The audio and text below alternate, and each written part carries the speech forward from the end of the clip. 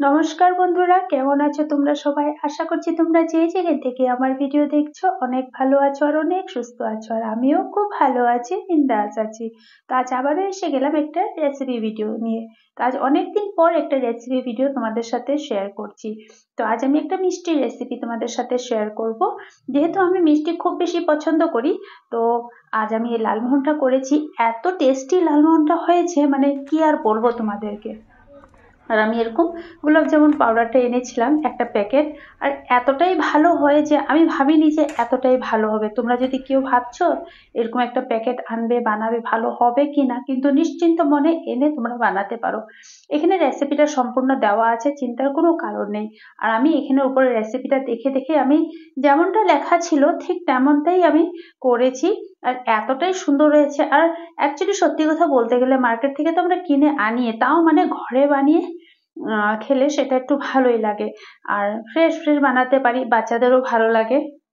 তো যেমন যেমন এখানে লেখা ছিল ঠিক তেমন তেমন আমি পাউডারটা নিয়ে নিয়েছি। তারপর এখানে অল্প অল্প করে দুধ দিয়ে যেভাবে আমরা আটা মাখি ঠিক সেভাবেই আমি ভালো করে মেখে নিয়েছি। আর সত্যি কথা বলতে গেলে বন্ধুরা, আমি বানাবার সময় একটু ভয় করছিলাম যে হবে কি না, কেননা আজ থেকে আগে তো আমি আর কোনোদিন করিনি। আজকে প্রথম করেছি, যেহেতু আমার মিষ্টি খুব প্রিয়। আর ভাবছি যে একটু ট্রাই করে দেখি। তো যেমন যেমন লেখা ছিল তেমন তেমনই করেছি, কিন্তু খুব সুন্দর হয়েছে। এবার আমার মাখাটা হয়ে গেছিল। তারপর যেভাবে আমরা রুটি বেলার জন্য আটাটাকে মেখে একটু গোল গোল করে নিই ঠিক তেমনটা। আর এবার গোল গোল করার সাইজটা একদম তোমাদের খুশি, যেরকম অনেকে বড় করতে চাইলে বড় করতে পারো, আবার অনেকে ছোট করতে চাইলে ছোট করতে পারো। আমি একটু মিডিয়াম সাইজের রেখেছিলাম, যেহেতু আমি ফার্স্ট করছি তাই একটু ভুল হয়ে গেছে, আমি একটু বড় বড় করে দিয়েছিলাম। আর একটু ছোট করলে ভালো হতো, কেননা আর এগুলোতে যখন শিরাতে দিয়েছি অনেক বেশি বড় বড় হয়ে গেছিল। কিন্তু ভালো লেগেছিল, খারাপ লাগেনি। যে সাইজটা আমি করেছি সেটা মার্কেটে ধরো 20 রুপিস প্রাইস হবে, বাট একটু ছোট করলে ভালো হতো। আর এখানে দেখো কটা হয়েছে, তোমরা নিজেরাই দেখে নাও। এবার এখানে আমি শিরাটা করে নিচ্ছি। আর এটা বানাতে কিন্তু আমার একদম বেশি সময় লাগেনি, কিন্তু এটা শিরাতে মানে 30 মিনিট রাখতে হবে, তাই একটু দেরি হয়ে গেছিল। এখানে লেখা ছিল কেসের দানা দেওয়ার জন্য। আর আমার কি হয়েছে, কেসের দানা তোমার কাছে ছিল না। তো আমি কি করব একটু, আর ইয়েলো কালারটাও ছিল না জানো।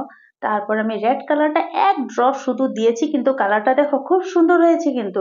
আর লুকাচুপি কিছু করছি না, যেভাবে করছি তোমাদের সামনেই দেখাচ্ছি আর করছি। আর আমি যে সুগার সিরাপটা করেছি সেখানে কয়েকটা এলাচের দানাও দিয়ে দিয়েছি। এবার সুগার সিরাপটা সাইডে রেখে দিয়েছি। আর এবার যে লালমোহনের গোলাগুলো বানিয়ে রেখেছিলাম সেগুলো আমি অয়েলে ভেজে নিচ্ছি। ঘিতেও ভাজতে পারো, বাট আমি ঘিতে ভাজিনি, আমার যেহেতু অয়েল আছে বাড়িতে আমি অয়েলতেই ভেজেছি।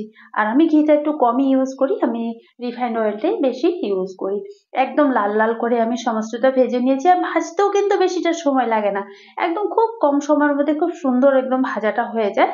তারপর পরে যেগুলো বাকি ছিল সেগুলো ভেজে নিয়েছি। আর দেখো এখানে সমস্ত গোলাপ জামুনগুলো আমার ভাজা হয়ে গেছে। এগুলো সব আমি এখন তুলে নেব। আর শিরাটাও আমার রেডি হয়ে গেছে। আর শিরার কালারটা কিন্তু খুব সুন্দর হয়েছে দেখো। এবার আমি এগুলো এখানে দিয়ে দেবো, আর যেমনটা লেখা ছিল তেমনটাই 30 মিনিটের জন্য এটাকে আমি ঢেকে রেখে দেব। আর একটু মানে সবগুলো শিরার সাথে একটু মিশিয়ে দেব। আর ফুলে একদম অনেক বড় বড় হয়ে গেছিল। তা আমি একটু ছড়ানো কিছুর মধ্যে দিলে ভালো হতো, আরো আরো বেশি বড় বড় ফুলতো, বাট আমি অতটা বুঝতে পারিনি, কেননা প্রথম বানিয়েছি। তার জন্য নেক্সট থেকে আমি আর একটু বড় কিছুতে রাখবো। তারপর 30 মিনিট পর তোমাদেরকে আমি এখন দেখাচ্ছি, দেখো। মানে আমার এতটাই খুশি লেগেছে, আমি তোমাদেরকে কি বলবো। আর সত্যি আমার যে মেয়ে মিষ্টি পছন্দ করে না, কোনো দিনও মিষ্টি পছন্দ করে না, বাট আমার ছেলে কিন্তু মিষ্টি খুব ভালোবাসে। আমরা বাড়িতে 4 জন, হাজবেন্ড আমি ছেলে মেয়ে। আর ছেলে আর আমি মিষ্টি এতটাই পছন্দ করি। আর মেয়ে আর হাজবেন্ড কিন্তু একদম মিষ্টি পছন্দ না করে না। আর আমার ওই মেয়ে আজকে 2টা লালমোহন খেয়ে নিয়েছে, মানে এতটাই টেস্টি হয়েছে। তারপরে এই যে দেখো এখানে পেস্তা বাদাম দেওয়ার কথা মানে লেখা ছিল আর কি, পেস্তা উপর দিকে দিয়ে দিতে। পেস্তা আমার কাছে ছিল না, তাই ডেসিকেটেড কোকোনাট পাউডার আমি দিয়ে দিয়েছি। আর সত্যি কথা বলছি বন্ধুরা, তোমরা যদি চাও আর যদি তোমরা ভাবো যে একবার বানিয়ে ট্রাই করা যায়, বাট এত দাম দিয়ে প্যাকেটটা আনবো, বানালে হবে কি হবে না, অনেকের অনেক রকমের দ্বিধাবোধ থাকতে পারে মনে।